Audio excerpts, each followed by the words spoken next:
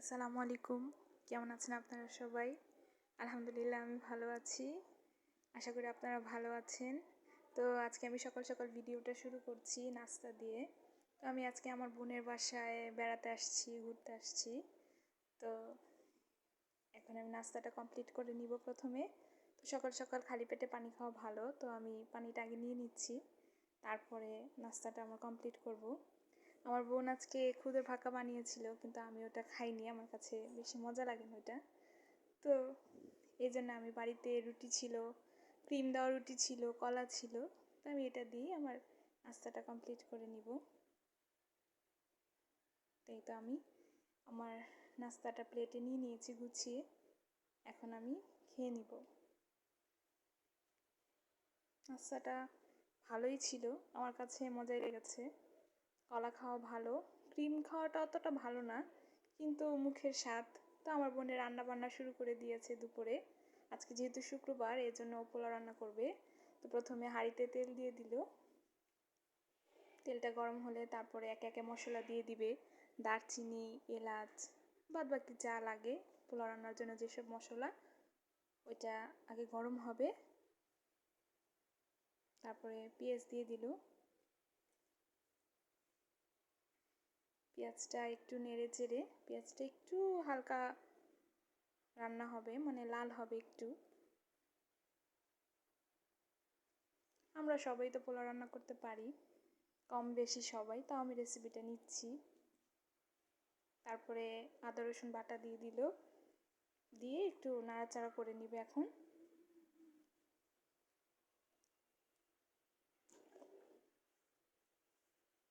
এই তো আপনারা দেখছেন ও নাড়াচাড়া করে একটু আদা রসুনটাকে একটু ভাজা ভাজা করে নিচ্ছে, যাতে কাঁচা গন্ধটা চলে যায়।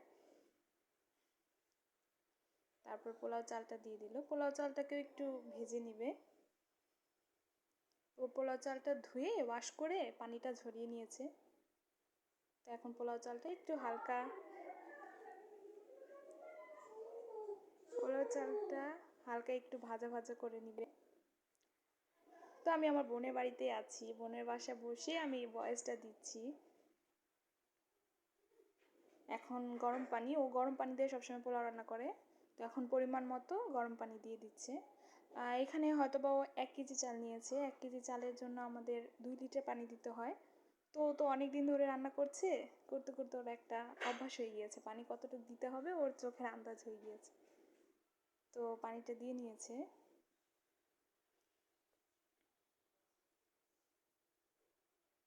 ও পরিমাণ মতো লবণও দিয়েছে এটাতে, হয়তো বা এটা রেকর্ড করতে আমি আর ভুলে গেছি।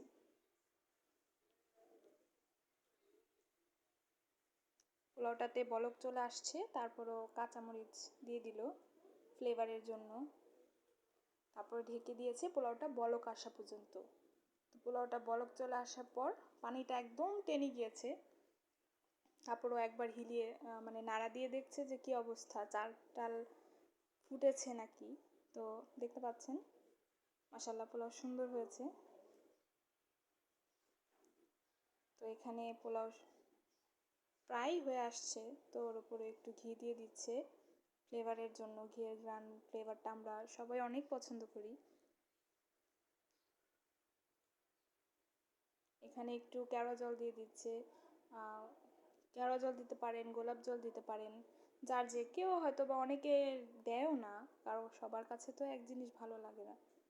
তো এখন একটু নাড়া দিয়ে পোলাওটা দমে দিয়ে দিবে।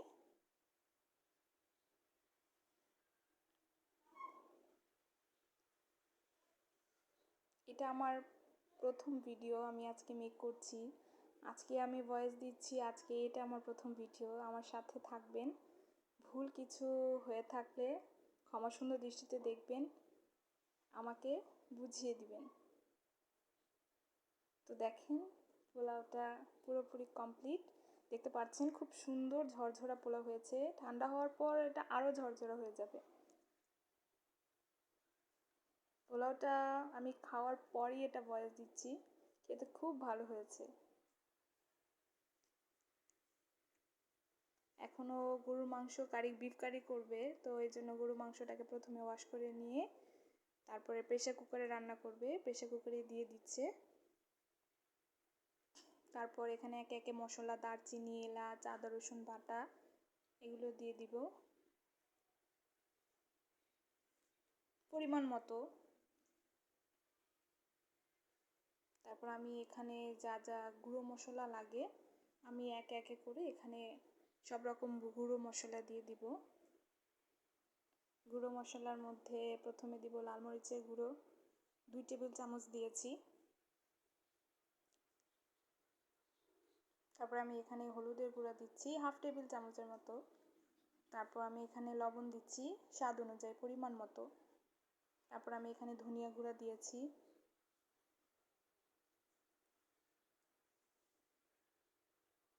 পেঁয়াজ কুচিটাও দিয়ে নিলাম, যতটুকু প্রয়োজন অতটুকু পেঁয়াজ কুচি। আমি আনুমানিক 3 মুঠের মতো, অত ভরে ভরে মুঠ নিইনি, 3 মুঠের মতো আমি পেঁয়াজ কুচি দিয়েছি। তেল দেওয়া হয়নি এখনো, তেলটা দিয়ে নিব। আমাদের বাসায় সবাই গরুর মাংস খুব পছন্দ করে। আমার বোনের হাজবেন্ড, আমার বড় বোনের হাজবেন্ড, আমার দুলাভাই খুব বেশি পছন্দ করে গরুর মাংস। তো আমি গরু মাংসটাকে ভালোভাবে মাখিয়ে নিব।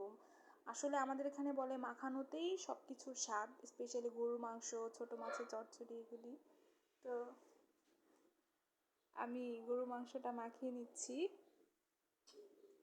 একদম মাখিয়ে বসাবো। মুরগির মাংস মাখিয়ে এতটা মজা হয় না, কিন্তু গরুটা মজা হয়। তো আমি এখানে পানি দিয়ে দিব, পরিমাণ মতো যতটুকু পানি লাগবে আমি দিয়ে দিব একবারে।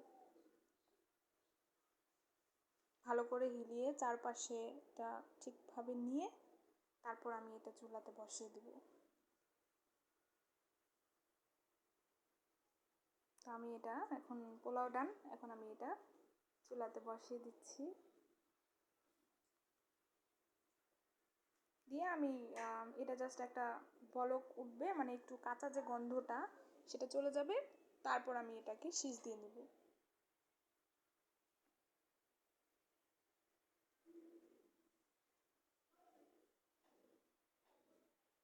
এখন আমি এটা ঢেকে দিলাম একটু বলক আসার জন্য।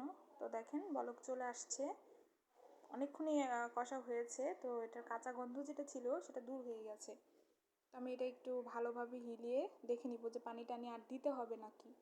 আমার কাছে মনে হচ্ছে আর দিতে হবে না। তো আমি এটাকে এখন প্রেসার কুকারের ঢাকনাটা বন্ধ করে দিব। বন্ধ করে এটা 3টা শীষ দিব আমি। দেখেন আমার 3টা শীষ দেওয়া কমপ্লিট হয়ে গিয়েছে। তো আমি এটাকে আলু দিয়ে রান্না করব, যেহেতু পোলাও রান্না করেছি তো আলু দিয়ে একটু হালকা ঝোল ঝোল করে রান্না করব। তো দেখেন আমার মাংসটা কিন্তু 60%-এর মতো সিদ্ধ হয়ে গেছে। তো আমি এটাতে আলুটা দিয়ে নিব। আমি আগে থেকে আলুটা ধুয়ে রেখে দিয়েছিলাম এক সাইডে। আলুটা দিয়ে নিলাম।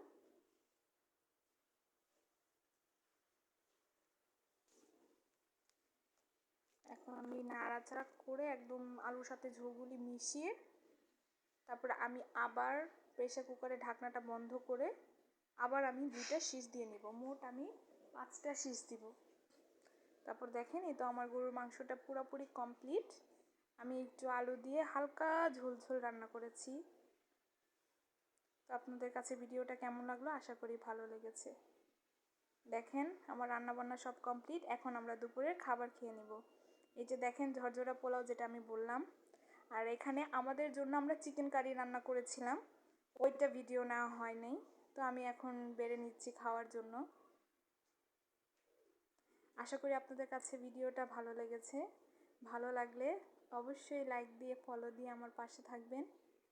আমি নতুন, ভুল ত্রুটি হলে ক্ষমা সুন্দর দৃষ্টিতে দেখবেন, আমাকে শিখিয়ে দিবেন। তো এই তো আমি এখন খাবার জন্য বেড়ে নিয়েছি। তো এখানে ভিডিওটা শেষ করলাম। আসসালামু আলাইকুম।